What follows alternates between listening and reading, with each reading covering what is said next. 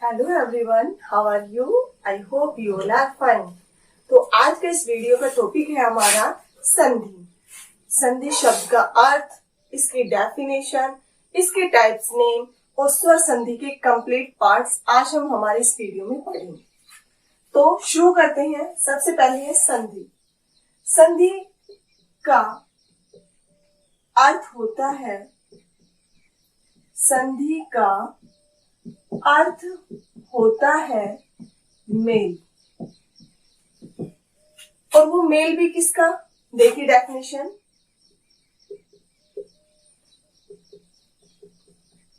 दो निकटवर्ती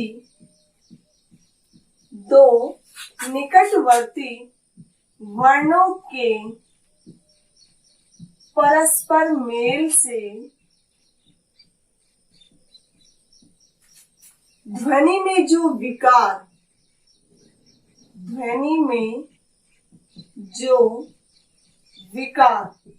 क्या होता है? परिवर्तन।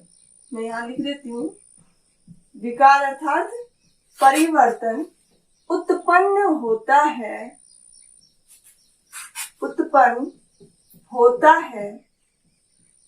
उसे हम संधि कहते हैं।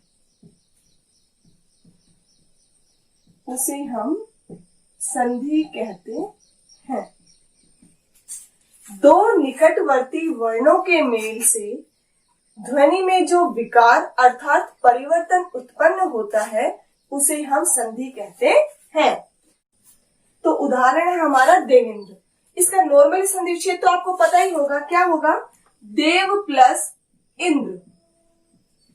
लेकिन यहाँ बात है समझने की कि देव प्लस इंद्र करने से देवेंद्र कैसे बना। तो हमारी डेफिनेशन थी कि दो निकटवर्ती अर्थात पास के वर्णों के मेल से उनके मिलाने पर जो विकार अर्थात परिवर्तन होता है, जो उनमें बदलाव आता है, उसे हम क्या कहते हैं? संधि कहते हैं। लेकिन यहाँ देखिए, देव प्लस इंद्र, ये हमारा गुण स्वर संधि का एग्जाम्पल है। सबसे पहले देखिए आप, वह में कौन सा स्वर है? ए। सामने कौन सा स्वर है? ई। और जो गुण स्वर संधि है, उसके जो स्ट्रक्चर होता है, उसकी जो डेफिनेशन होती है, वो क्या होती है कि ए या आ के बाद यदि हमें ई या बड़ी ई मिल जाए तो दोनों का ए हो जाता है। तो यहाँ ए है और सामने ई है, इसलिए दोनों का क्या हो जाएगा? ए हो जाएगा। अब बात आती है वापस डेफिनेशन की कि दो निकटवर्ती पास के वर्णों के मेल से जो परिवर्तन हुआ, तो दो निकटवर्ती कौन से वर्ण हो गए? ए और ई। इनके मेल से जो परिवर्तन हुआ, क्या हुआ? दोनों का ए बना है। तो ये ए ही हमारी क्या है? संधि है। तो यहां क्या बच गया?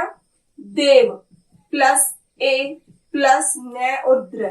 कैसे? वह हलंत वाला हमने क्यों लिया? क्योंकि कोई भी व्यंजन स्वर के बिना अनकंप्लीट रहता है। यहाँ वह में ए स्वर था, लेकिन हमने वो निकाल लिया है, तो वह कैसा रह गया? अनकंप्लीट।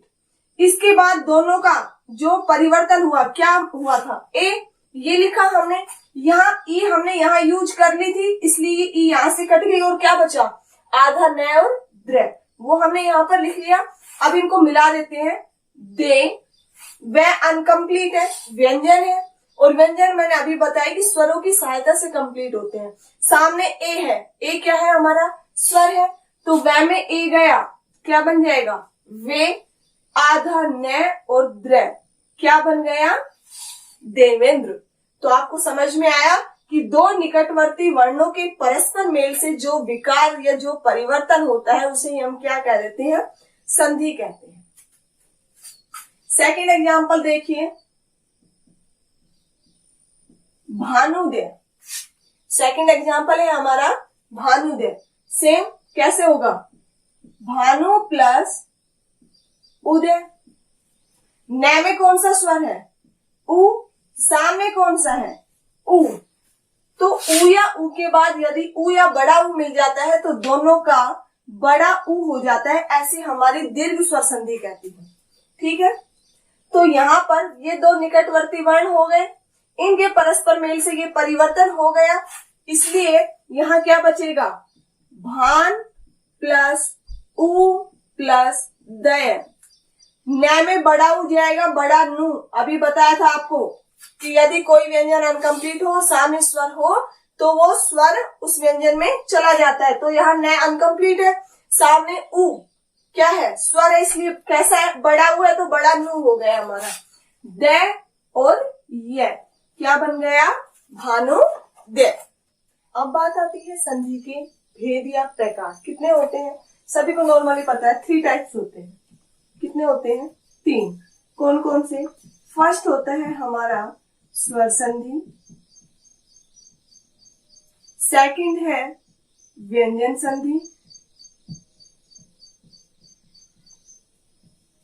और थर्ड है विसर्ग संधि।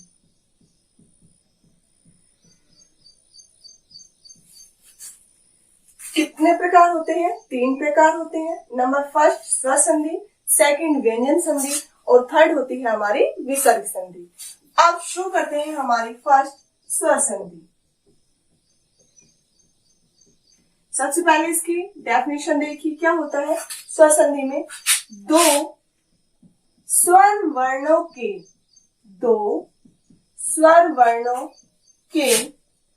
परस्पर मेल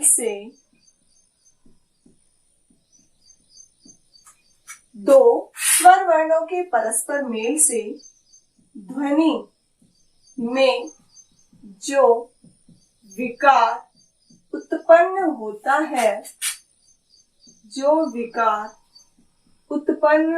है उसे स्वर संधि कहते हैं।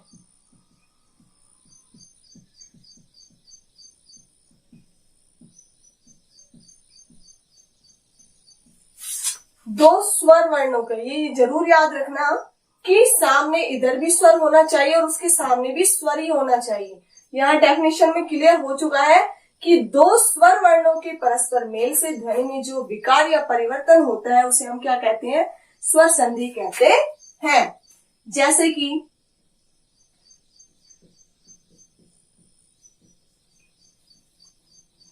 गंगोदय, उदाहरण है हमारा गंगोदय, गंगा प्लस उदय। ग में कौन सा स्वर है, आ, सामने कौन सा स्वर है, उ। तो मैंने क्या बोला है, दो स्वर वर्णों के, इधर भी स्वर इधर भी स्वर, आ भी स्वर होता है हमारा और उ भी स्वर होता है। तो इनके परस्पर मेल से जो विकार होता है, आ प्लस उ क्या हो जाता है, ओ हो जाता है। यहाँ क्या बचा, गंग प्लस ओ प्लस द। क्यों, क्योंकि यहाँ का उ स्वर हमने नीचे यूज कर लिया है। तो ग में ओ गया तो गो दे, ये क्या बन गया, गंगोदय। ठीक है बच्चों। अब है स्वर संधि के भेद। कितने होते हैं स्वर संधि के भेद, 5 होते हैं। फर्स्ट होता है हमारा दीर्घ स्वर संधि, सेकंड गुण स्वर संधि, थर्ड वृद्धि स्वर संधि, फोर्थ होता है यण स्वर संधि, और फिफ्थ होता है आयादी स्वर संधि। इन सभी के पीछे मैंने स्वर संधि क्यों लिखा है, क्योंकि स्वर संधि के पार्ट है। तो आप डायरेक्ट ऐसे नहीं लिखना कि दीर्घ संधि, वृद्धि संधि, यण संधि, नहीं, उसको कंप्लीट लिखना। दीर्घ स्वर संधि, गुण स्वर संधि, वृद्धि स्वर संधि, यण स्वर संधि और आयादी स्वर संधि। अब सबसे फर्स्ट में बात आती है हमारी दीर्घ स्वर संधि। दीर्घ स्वर संधि, ठीक है। इसका स्ट्रक्चर क्या होगा, इसके आपको मतलब जो बुक्स में डेफिनेशन होती है उसको लर्न करने की जरूरत नहीं है, सिर्फ इसको समझने की कोशिश कीजिएगा। इसके क्या होता है, ए या आ के बाद यदि ए या आ आए तो दोनों का आ हो जाता है, तो दोनों का आ हो जाता है। ई या बड़ी ई के बाद ई या बड़ी ई आए तो दोनों का बड़ी ई हो जाता है। उ या बड़े उ के बाद उ या बड़ा उ आए तो दोनों का बड़ा उ हो जाता है।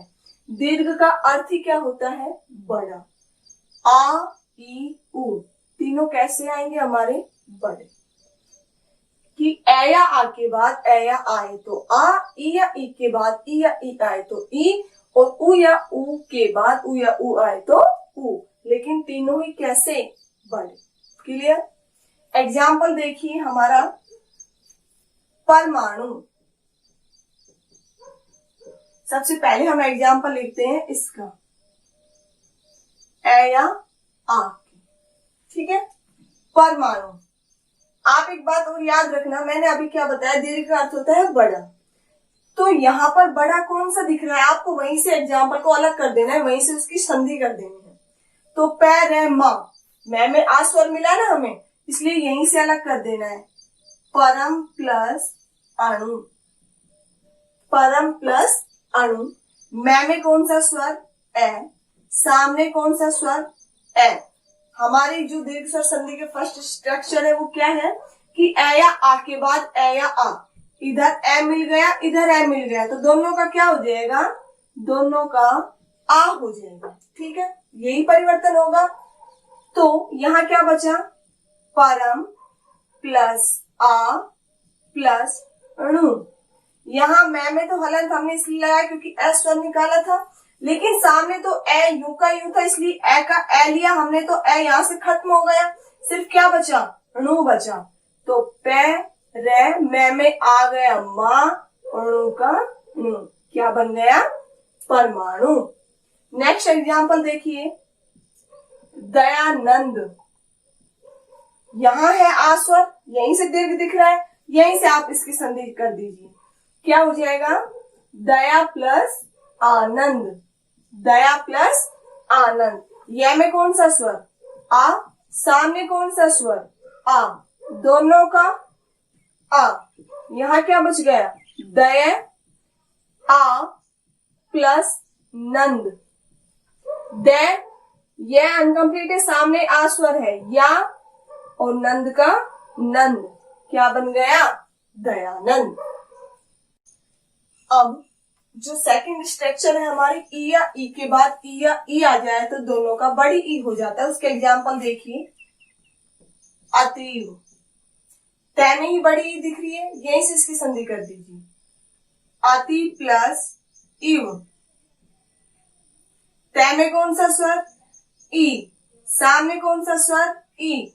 ई के बाद ई, दोनों का क्या हो जाएगा? बड़ी ई। यहां क्या बचा? अत, यहां बड़ी ई, यहां बचा व, क्योंकि ई हमने यहां यूज कर ली है, इसलिए ई यहां से कट हो गई, सिर्फ क्या बचा यहाँ पर? व बचा। तो अत प्लस ई प्लस व। तय में बड़ी ई गई तो बड़ी ती, और व का व, क्या बन गया? अति। सेकंड एग्जांपल देखिए, नारिच्छा।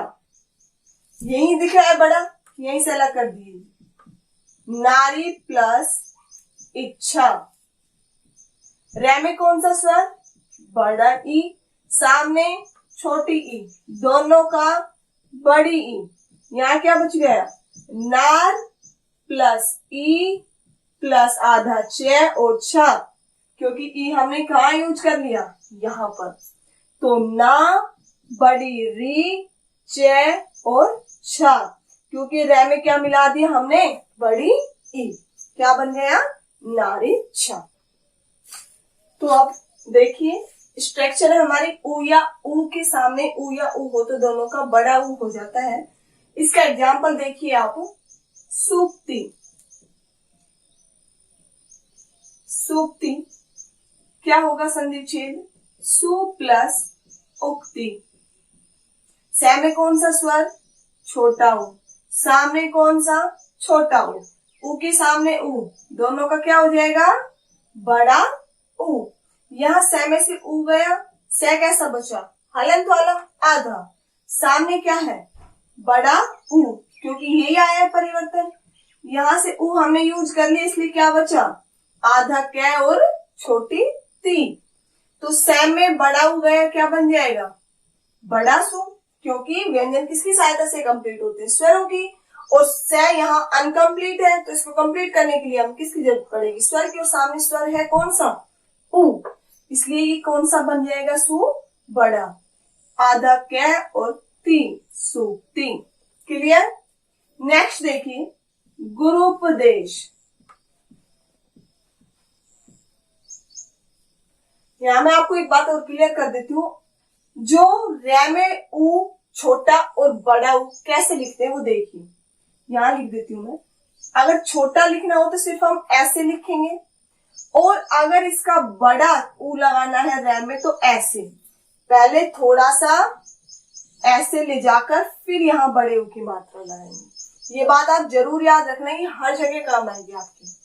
तो यहाँ मैंने लिखा है गुरूपदेश। जैसे अभी मैंने बताया कि दीर्घ स्वर संधि चल रही है, तो इसका मतलब रै में ऊ हमने कैसा लिखा है, बड़ा, तो वो कैसे लिखा है अच्छे से देख लेना, ठीक है। संधि छेद कीजिए, क्या होगा, गुरु प्लस उपदेश। रै में कौन सा स्वर है यहाँ पर बताओ, छोटा है, छोटा ऊ, सामने क्या है, छोटा ऊ, दोनों का क्या हो जाएगा, बड़ा ऊ। यहाँ गु रै, रै कैसा, हलंत वाला, आधा व्यंजन बचा, सामने ऊ, यहाँ पैदेश, क्योंकि ऊ हमने यहाँ यूज कर लिया है, तो क्या बचा, पैदेश। तो गु रै में बड़ा ऊ गया, तो कैसे लिखेंगे, रै में बड़ा ऊ, पैदेश, क्या बन गया, गुरूपदेश। आपके जो कॉम्पिटिशन एग्जाम होते हैं ना, उसमें भी दिए हुए रहते हैं, एक तो गुरूपदेश ऐसे लिखा हुआ होता है और एक लिखा हुआ होता है ऐसे। तो आपको गलती नहीं करनी है, बड़ा रू ऐसे बनता है, ये आपको जरूर जरूर याद रखना है, ठीक है। आई होप आपको इस वीडियो में पढ़ाई हुई दीर्घ संधि आपको अच्छे से क्लियर हो गई हो। अब गुण स्वर संधि और वृद्धि स्वर संधि हम हमारी नेक्स्ट वीडियो में पढ़ेंगे। Thank you.